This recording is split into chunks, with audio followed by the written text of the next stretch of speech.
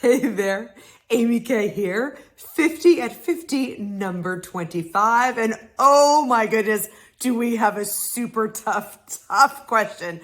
But before I get into it, this is number 25. I hope that you are loving this experience as much as I am. I hope that through others' questions and perhaps one of your own, you are finding more certainty, more clarity, more confidence, and just a whole lot more ease with it all. And if you've got a question for me, I would be honored, really honored to answer it. You can write to me at support@shegetsit.com. I answer them pretty short, succinct in these videos, but I also send you a much more extensive answer in an email. So again, support@shegetsit.com. I'd be delighted to connect with you. Number 25, here we go. I have an email from Annie. Hello, Annie. And it is over 10 paragraphs long today. It's probably the toughest email I've gotten so far. I'm not going to read it to you because it's 10 paragraphs, but I'm going to give you the gist. Annie is on her second divorce. She has a son from each marriage. She is originally from another country. She went before the first judge and asked if she could take her son back to her home country. The judge denied it. So now she is stuck in this small, as she describes it, backward town. And this is the one thing that I want to read with you or share with you. I have stayed where I absolutely do not want to be and where my soul has been slowly dying for the last 20 years because of my older son. I was going to be in his life if it killed me. And I guess it's only 5 more years now until my youngest is 18 and can make his own decision. But it would mean the world for me to get back home before I turn 50 next year, and for my child to live in my home country before he is an adult. And it's not going to happen. So let's just get reality out of the way. When life is really hard, as life can be, it's really easy to go into that trite motivational, well, I'll just quote you Gandhi, or I'll just give you some Krishnamurti or maybe some Pema Chodron and make life better. That doesn't work. It's helpful, but it doesn't always work. So I'm going to play this one a little bit differently, knowing that I'm not a therapist, not a psychologist, I'm a coach. And my response to you would be, I would lean into your emotions right now.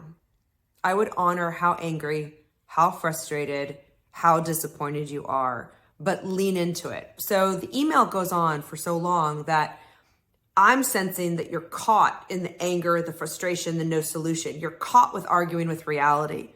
You don't win.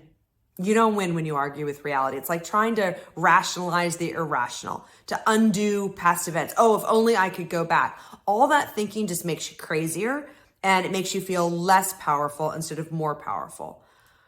I do want you to lean into your emotions, though, and see what they're here to teach you. You're angry for a purpose. You're disappointed for a purpose. You're frustrated for a purpose. And the thing that I want to caution you on is, and this is a cautionary tale for all of us, do we want to get 5 years down the road and look back and be like, God, I wish I'd shown up more. I wish my soul had been more energetically lit up for my children, because even if you think they don't get it, they get it. They're not immune to what's really going on with you.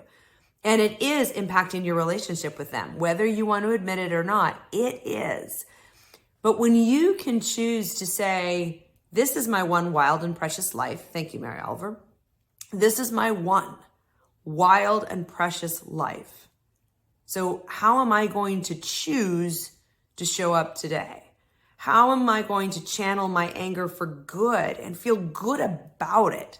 So it is kind of the classic question, not asking why is this happening to me, but how is it here to teach me? How is it here to expand my soul, to expand my capacity? How could this be making me an even better mother or leader if I choose to use my power and channel it in that direction? I'm not going to pretend that this is easy, because it's not. But you do have the power to make it easier. you do have the power to make it less painful. You do have the everyday choice to show up and say, this could be far more magical if I focused on creating magic rather than criticizing the lack of magic. And that is absolutely a state of being. So that's not like you just wake up one morning and you flip the switch. That's choosing to be in the practice. But I really want you to hear that difference. I can focus on creating the magic, or I can focus on the lack of magic. And they bring two really different results. So I'm not asking you to argue with reality. In fact, if anything, my heart goes out to you, because this sounds like it's just been extraordinarily painful, filled with hurt, expectations not being met on so many levels. And so I do send full-on compassion to you, Annie. And I'm going to ask you, do you want to create? Do you want to produce? Do you want to build a magical life even while you wait for these 5 years? Or do you want another 5 years to go by without the magic? From my heart to yours, hugs.